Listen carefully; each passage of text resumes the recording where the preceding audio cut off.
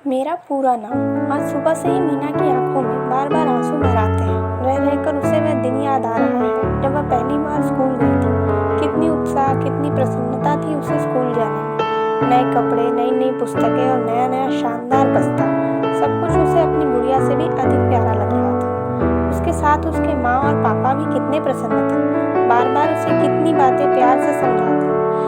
School में कैसे बात करना, अध्यापिकाओं और सहेलियों से कैसा व्यवहार करना, मेहनत से पढ़ना और ध्यान से सुनना, उसे ऐसी अच्छी तरह से याद है जैसे कल की ही बात हो। उसकी माँ बार बार बड़े उत्साह से उसके पापा से कहती, देखो मीना के स्कूल में सब बड़े बड़े आदमियों के बच्चे पढ़ते हैं, उसके लिए भी बढ़िया से बढ़िया कपड़े लाना।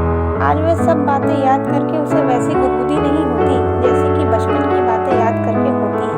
आज तो उसकी आंखें भर आती हैं। कैसे आश्चर्य है, आज उसी का प्यारा इकलौता बच्चा स्कूल जा रहा था, पर उसे कहीं कोई उत्साह या उमंग अपने अंदर नहीं लग रहा, बल्कि एक अज्ञात भय से वह कांप रही है।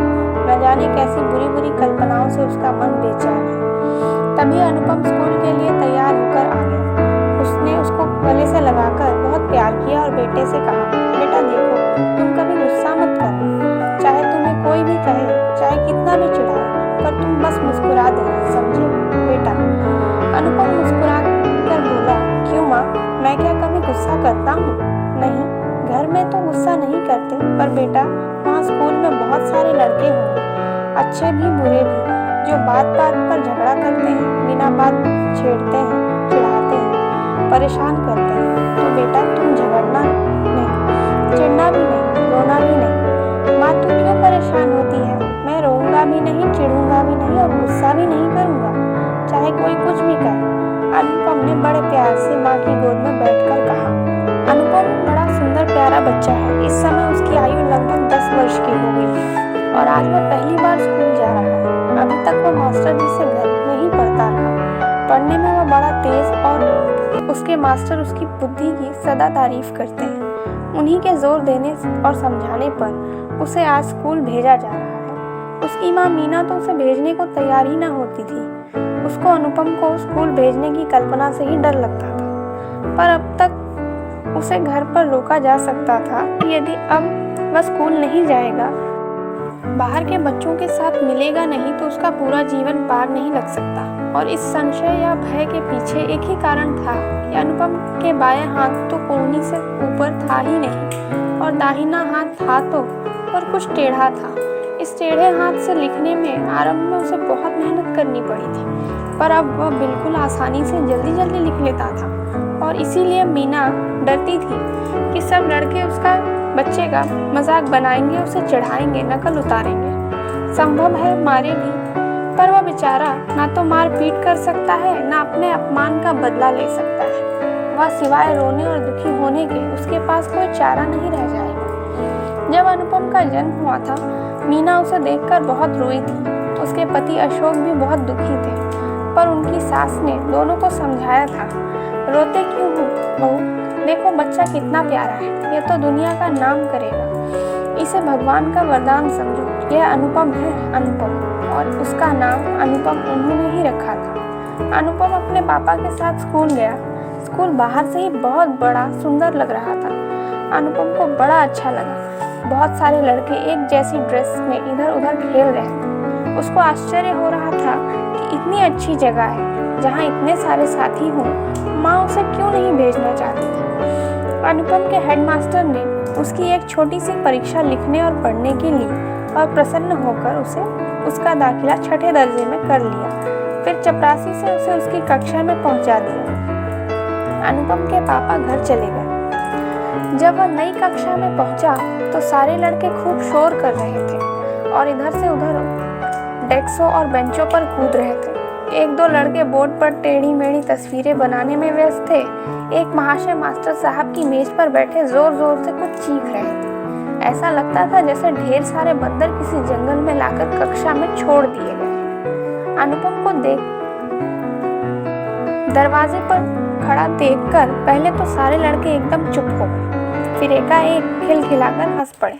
एक बड़ा शैतान सा लड़का उसके पास आया और बड़ी अदा से उसका हाथ पकड़कर बोला, ओह, आपका ये हाथ तो बड़ा सुंदर है, कहिए किस अजायब घर से छूटकर चले आ रहे हैं। अनुपम हक्का बक्का रह गया। ऐसी बातें उसने कभी नहीं सुनी थी।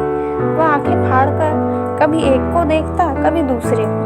अब तक लड़के उसे चारों ओर से घेर कर खड़े हो गए। इतने में पीछे से एक लड़का चिल्लाया, अरे ये तो दुश्मनों की कैद से छूट कर आ रहा है शायद। हाँ हाँ हाँ हाँ, अपने हाथ वहीं बांट आए हैं।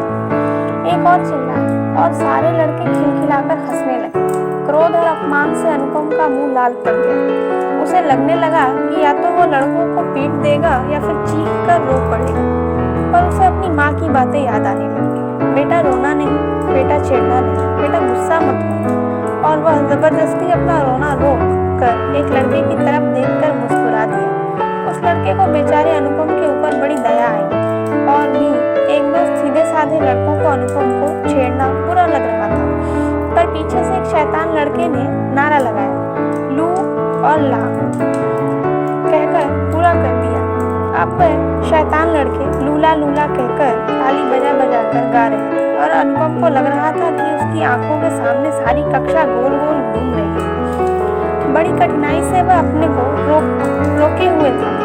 अब उसकी समझ में आ रहा था कि उसकी माँ उसे स्कूल क्यों नहीं भेजना चाहती थी। तभी कक्षा में मास्टर साहब ने प्रवेश किया और सब लड़के चुपचाप अपनी जगह पर जा बैठे। एक निगाह पूरी कक्षा पर फेर कर मास्टर साहब ने रजिस्टर खोलकर हाजिरी ली और फिर रजिस्टर बंद करके उन्होंने कक्षा में नए लड़कों को खड़े होने की आज्ञा दी। 3 नए लड़कों के साथ अनुपम भी उठकर खड़ा हो गया। मास्टर साहब का ध्यान सबसे पहले अनुपम की ही ओर गया, पर उन्होंने बारी बारी से चारों नए लड़कों का नाम पूछा। फिर पहले उन 3 लड़कों को और अंत में अनुपम को उन्होंने अपने पास बुलाया और प्यार से उसकी पीठ पर हाथ फेर कर बोले, बेटा इससे पहले तुम किस स्कूल में पढ़ते हो? किसी भी नहीं, मैंने घर पर ही मास्टर जी से पढ़ा है। मुस्कुराकर अनुपम ने उत्तर दिया, बहुत अच्छे बहुत अच्छे। तो बेटा तुम लिख पढ़ तो खूब लेते हो? जी लिख भी लेता हूँ और पढ़ भी सकता हूँ। बहुत अच्छे। तो हेडमास्टर साहब ने तुम्हारी परीक्षा ली या नहीं? जी उन्होंने थोड़ी सी हिंदी पढ़ाई की, थोड़ी अंग्रेजी और एक सवाल कराया था। अच्छा तो तुम हमें भी कुछ लिख कर दिखाओ, कहकर उन्होंने फिर उसकी पीठ थपथपाई। जी क्या लिखूं? अनुपम फिर मुस्कुरा दिया। क्या लिखूं? अच्छा तुम नाम क्या है तुम्हारा? जी अनुपम। अनुपम बहुत अच्छा, तो तुम अपना नाम ही लिख कर दिखाओ। और उन्होंने मेज पर से चौक उठाकर अनुपम के हाथ में पकड़ा दिया। उसने सोचा भी न था कि मास्टर जी उसे इतने बड़े बोर्ड के सामने लिखने को खड़ा कर देंगे। मन ही मन घबराता सा आगे बढ़ा और श्याम पट पर बड़ा सा अनुपम लिख दिया। और अब मास्टर जी के कुछ बोलने से पहले ही एक लड़का पीछे से चिल्लाया, बहुत अच्छे बहुत अच्छे। और सारी कक्षा के लड़के खिलखिलाकर हंस पड़े। मास्टर साहब ने घूरकर जिधर से आवाज आई उधर देखा और अपना डंडा जोर से मेज पर पटक दिया। लड़के तो शांत हो गए, पर अनुपम बेहद घबरा गया। उसकी आंखों में आंसू भर आए। अनुपम का उतरा हुआ चेहरा देखकर मास्टर साहब को बड़ी दया आई। उन्होंने उसकी पीठ पर हाथ फेरकर प्यार से कहा, लिखते तो तुम बड़ा सुंदर, पर तुमने पूरा नाम तो लिखा ही नहीं। पूरा नाम? जी पूरा नाम क्या होता है? अनुपम ने घबराकर पूछा। पूरा नाम जो सरनेम जोड़ने से बनता है, और सरनेम वह जो तुम्हारे परिवार का नाम है, जिसे बाहर वाले तुम्हें पुकारते हो। जी अनुपम ने एक क्षण को सोचा और अनुपम के आगे बड़े बड़े अक्षरों में लूला लिख दिया। क्षण भर सब सन्न हुए। तब मास्टर साहब ने कहा, लूला? लूला तो तुम्हारा सरनेम नहीं है बेटा। जी सरनेम ही है, इसी नाम से सब पुकारते हैं। अच्छा तुम्हारे पिताजी का पूरा नाम क्या है? जी अशोक वर्मा। अशोक वर्मा? वही वर्मा लिखो ना, तुम्हारा पूरा नाम हुआ अनुपम वर्मा। न जाने कैसे एक क्षण में अनुपम का गुस्सा, रोना, दुख सब हवा में उड़ गया। वह तनकर खड़ा हो गया और मुस्कुराकर बोला, नहीं मास्टर जी नहीं, मेरा पूरा नाम तो यही है, अनुपम लूला। एक नाम अनुपम माँ पापा का दिया हुआ और एक सरनेम लूला भगवान का दिया हुआ है ना मास्टर जी। कहते हुए उसने अपनी कोहनी से कटा हुआ हाथ ऊपर उठा दिया और मुस्कुरा दिया। अब उसकी आंखों की कोरे भीग चली थी और सारी कक्षा के लड़के चुपचाप सिर झुकाए हुए जड़ बने बैठे थे। तद्यपि अनुपम के पिताजी अशोक वर्मा चपरासी के साथ दरवाजे पर आकर खड़े हो गए। घर पर मीना ने उन्हें बड़ा परेशान किया कि एक बार स्कूल जाकर देख आओ ना, लड़के अनुपम को परेशान तो नहीं कर रहे। उन्हें देखकर अनुपम मुस्कुराने लगा। पापा, सब लड़के के साथ मास्टर जी ने भी उधर देखा और लपक कर अशोक बाबू के पास पहुंचकर बोले, आप ही का बेटा है ना अनुपम? हीरा है साहब, हीरा। बिल्कुल अनुपम साहब, बड़े भाग्यवान हैं आप। कहते कहते उनकी आंखें भर आई। दरवाजे पर खड़े अशोक बाबू ने बोर्ड पर बड़ा बड़ा अनुपम लूला लिखा देख लिया था। वह घर लौट आए और पत्नी से कहा, मीना, अनुपम की चिंता करना छोड़ दो, उसने मुश्किलों से जूझना सीख लिया है। और अपनी माँ से कहा, अम्मा, हमारा बच्चा सचमुच अनुपम है। आशा करते हैं आपको ये कहानी पसंद आई हो। चैनल पर नए हैं तो चैनल को सब्सक्राइब जरूर करें, लाइक करें, शेयर करें और कमेंट बॉक्स में जाकर अपने सुझाव जरूर दें। फिर मिलते हैं जल्दी एक नई कहानी के साथ।